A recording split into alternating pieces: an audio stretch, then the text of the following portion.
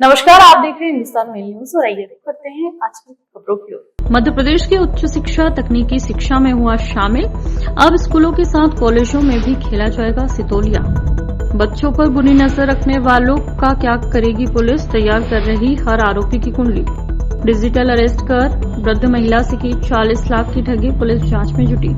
इंदौर में युवती के साथ लिफ्ट के बहाने युवक ने की हरकत, पुलिस जांच में जुटी। कनाड़िया थाना क्षेत्र का है मामला। हाईकोर्ट के आदेश के बाद नई जगह शिफ्ट कर रहा ट्रेंचिंग ग्राउंड, ग्रामीणों ने बड़ी संख्या में कलेक्टर कार्यालय पहुंचकर किया था विरोध। 3 अक्टूबर से मां दुर्गा के 9 रूपों में होगी आराधना, पुलिस ने सुरक्षा व्यवस्था के पुख्ता इंतजाम किए। शहर में चाकूबाजी की वारदात सीसीटीवी कैमरे में हुई कैद, पुरानी रंजिश से जुड़ा हुआ मामला बताया जा रहा है। इंदौर क्राइम ब्रांच में कुछ ही महीनों में डिजिटल अरेस्ट के 26 मामले रजिस्टर्ड किए गए हैं, जिसमें 2 करोड़ 22 लाख रुपए की ठगी लोगों के साथ की गई है, जहां क्राइम ब्रांच द्वारा अभी तक 60 लाख रुपए रिकवर कर फरियादी को कोर्ट द्वारा दिए गए हैं। वहीं एक ताजा मामला फिर क्राइम ब्रांच के पास पहुंचा है, जिसमें डिजिटल अरेस्ट की शिकायत आई, जिसमें एक वृद्ध महिला को डिजिटल अरेस्ट कर 40 लाख रुपए की धोखाधड़ी की गई। शिकायत के बाद इंदौर क्राइम ब्रांच ने ठग का अकाउंट फ्रीज कर दिया है और 3 लाख रुपए की रिकवरी भी की गई। दरअसल इंदौर शहर में डिजिटल अरेस्ट के मामले बढ़ते ही जा रहे हैं, जहां तिलक नगर में रहने वाली एक वृद्ध महिला ने क्राइम ब्रांच में शिकायत की है कि व्हाट्सएप कॉल के जरिए ठगों ने फोन करते हुए मुंबई क्राइम ब्रांच और सीबीआई के अधिकारी बनकर उनसे बात की और कहा कि आधार कार्ड और मोबाइल नंबर के आधार पर मनी लॉन्ड्रिंग पर खाता खोला गया है, जिसमें अवैध रूप से लेन देन हो रहा है। महिला जब घबराई तो आरोपियों ने अलग अलग 11 बैंक खातों में महिला से 40 लाख जमा करवा लिए। यही नहीं, महिला ने अपने बैंक पर फोन कर तुरंत अपनी फिक्स डिपॉजिट भी तुड़वाई और पैसा आरोपियों को ट्रांसफर कर दिया। कुछ समय बाद जब उसे लगा कि उसके साथ ठगी हुई है तो उसने क्राइम ब्रांच में शिकायत दर्ज करवाई। फिलहाल पुलिस 11 बैंक खातों के 14 अकाउंट को फ्रीज कर 3 लाख रुपए की रिकवरी भी कर ली है और आरोपियों की तलाश में जुट गई है। ऑनलाइन उनको एक तरीके से डराया कि एक पार्सल पकड़ा गया है जिसमें ड्रग्स है। सीबीआई के नाम पर ये सारी चीजें की गई। महिला को 5 दिनों तक हाउस अरेस्ट रखा गया, डिजिटल अरेस्ट रखा गया और उसके बाद उनके अकाउंट से 40 लाख रुपए की ठगी की गई है। कल ये मामला संज्ञान में आया है, क्राइम ब्रांच इसको देख रही है और जल्द ही कौन लोग इसमें इन्वॉल्व हैं इनको अरेस्ट किया जाएगा। मैं ये बताना चाहूंगा कि डिजिटल अरेस्ट जैसी चीजें कानून में कहीं भी प्रावधानित नहीं हैं और ऐसी कोई भी चीजें आती हैं तो देन एंड देयर सबसे पहले आप वेरीफाई करिए।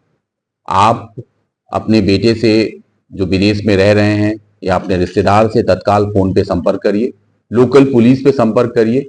इस तरीके का कोई प्रावधान कानून की किसी भी धारा में उल्लेखित नहीं है। भारत की आर्थिक राजधानी कही जाने वाली इंदौर शहर नगरी भी कहलाती है। यहाँ पर तमाम त्योहार बड़े ही सौहार्द और एकता के साथ मनाए जाते हैं।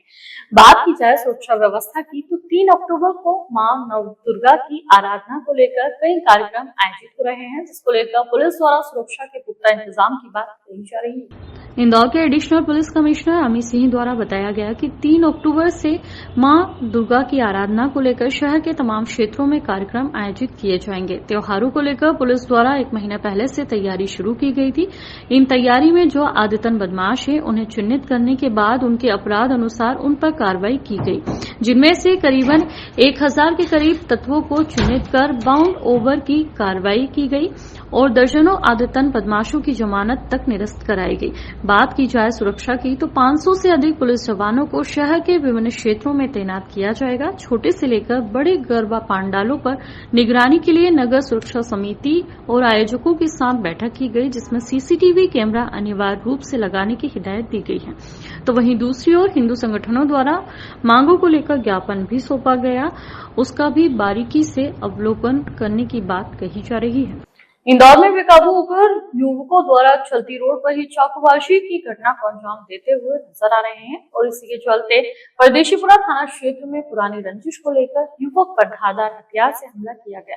फिलहाल पुलिस सीसीटीवी के आधार पर वारदात करने वाले युवकों की तलाश में जुटी। मृत्यु हुई। पूरा मामला परदेशीपुरा थाना क्षेत्र का है, जहां पर खजराना जा रहा सादिक नाम के युवक के पीछे से आ रहे एक बाइक सवार पर 3 युवकों ने हमला कर दिया और धारदार हथियार से घायल कर मौके से फरार हो गए।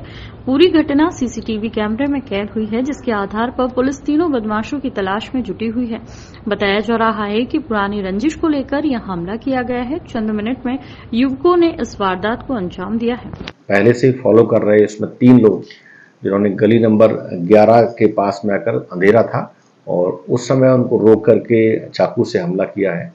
इसमें जो सादिक है उसको मतलब चाकू लगा है और इसको एडमिट कराया गया है। पुलिस ने इसमें 109, 296, 351 भारतीय न्याय संहिता के अंतर्गत अपराध पंजीबद्ध किया है और इसमें सभी जो आरोपी हैं उनको सीसीटीवी फुटेज के माध्यम से पहचान कर ली गई है और अभी आरोपी फरार है।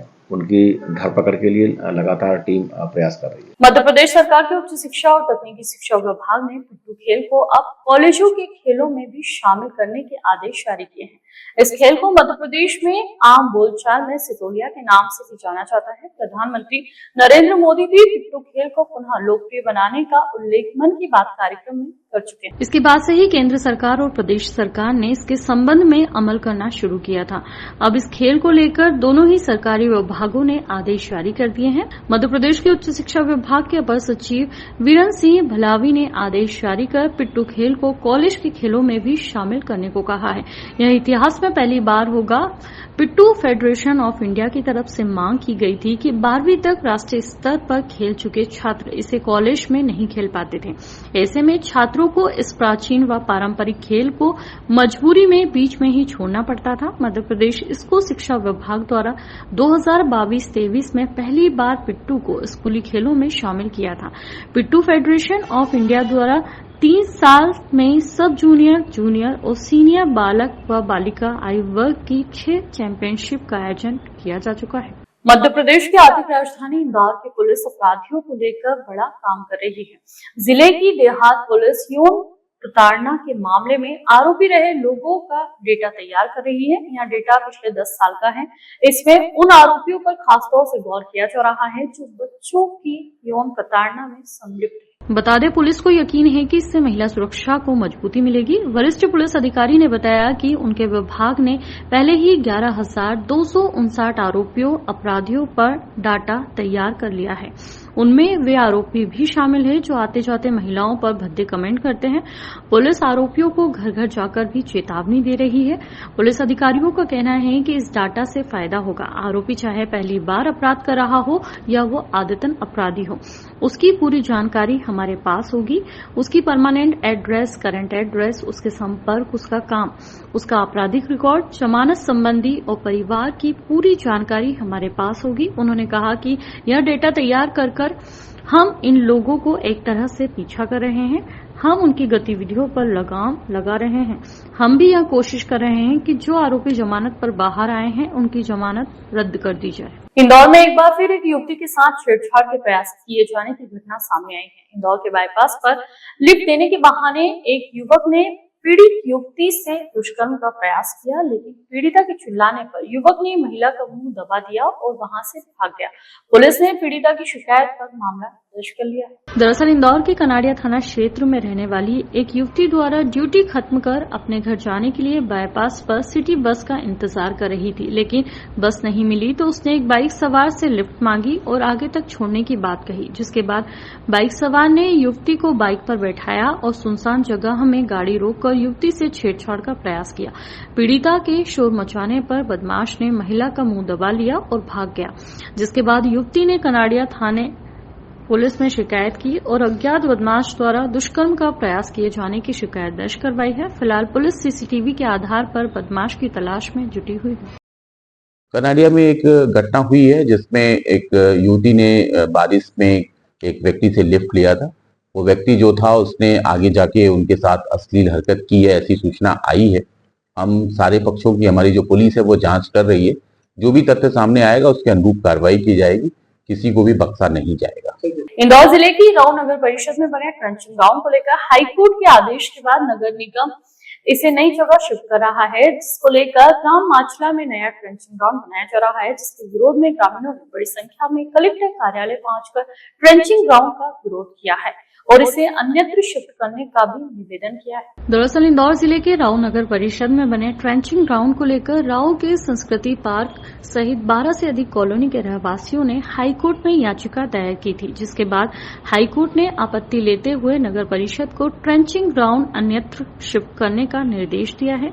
जिसके बाद कलेक्टर आशीष सिंह ने आदेश दिया कि राव के ही ग्राम माचला में नए ट्रेंचिंग ग्राउंड निर्माण के लिए अनुमति जारी की है। साथ ही जमीन का आवंटन भी कर दिया गया है, जहां नगर परिषद के अधिकारी जमीन का सीमांकन करने पहुंचे, जहां रहवासियों ने विरोध शुरू कर दिया। मंगलवार को इसी मुद्दे पर रहवासी बड़ी संख्या में कलेक्टर आशीष सिंह से मिलने पहुंचे, जहां उन्होंने ग्राम माचला में ट्रेंचिंग ग्राउंड बनाने का विरोध किया।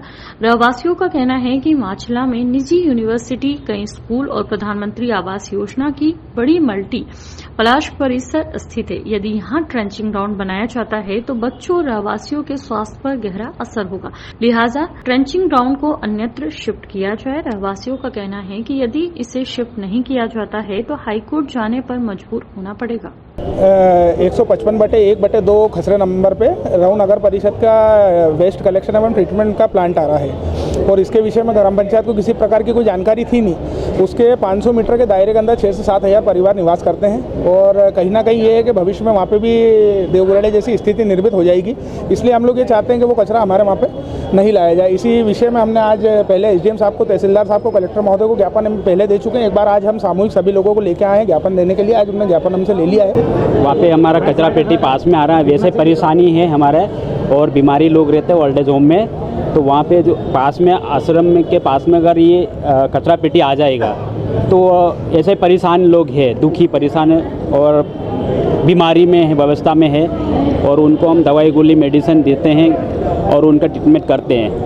और अगर ये कचरा पेटी आ जाएगा तो प्रदूषण फैलेगा और ज़्यादा बीमारी के पेंशन के। जैसा कि अभी राव के कुछ लोगों के द्वारा एक ज्ञापन दिया गया है, जिसके द्वारा उनके द्वारा अवगत कराया है कि उनके यहाँ पर जो ट्रेंचिंग प्लांट की स्थापना की जा रही है उसको किसी अन्यत्र स्थान पर स्थापित किया जाए, क्योंकि उससे गाँव के लोगों का उन्होंने प्रभावित होने की आशंका जताई। इंदौर में वाहन चोरी की वारदात को अंजाम देने वाले गिरोह से जुड़े हुए 2 युवकों के साथ ही एक नाबालिग को भी अभिरक्षा में लिया गया है। बताया जा रहा है कि देवास के ग्रामीण क्षेत्र से लोडिंग रिक्शा में आकर 2 पहिया वाहन की चोरी की वारदात को अंजाम देकर फरार हो जाया करते थे। लोडिंग रिक्शा को चेकिंग के दौरान चेक करने पर वारदात का खुलासा हुआ।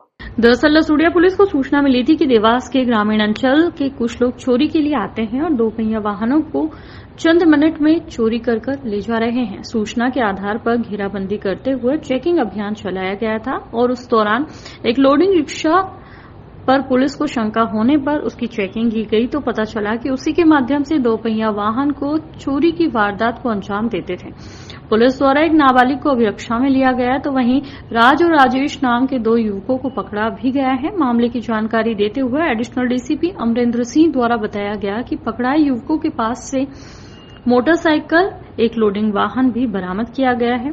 लोडिंग वाहन का सहारा लेकर ही वह 2 पहिया वाहन की चोरी की वारदात को अंजाम देते थे और चंद मिनटों में 2 पहिया वाहन लोडिंग में रखने के बाद वहां से फरार हो जाते थे। फिलहाल पुलिस अन्य तथ्यों के आधार पर उनसे विभिन्न चोरियों के बारे में भी पूछताछ में जुटी हुई है। इसकी टीम लगातार इसको फॉलो कर रही थी और इसमें कुल 3 आरोपी पकड़े गए। ये टोंक कला के रहने वाले हैं, जिसमें 2 बालिग और एक अन्य नाबालिग है।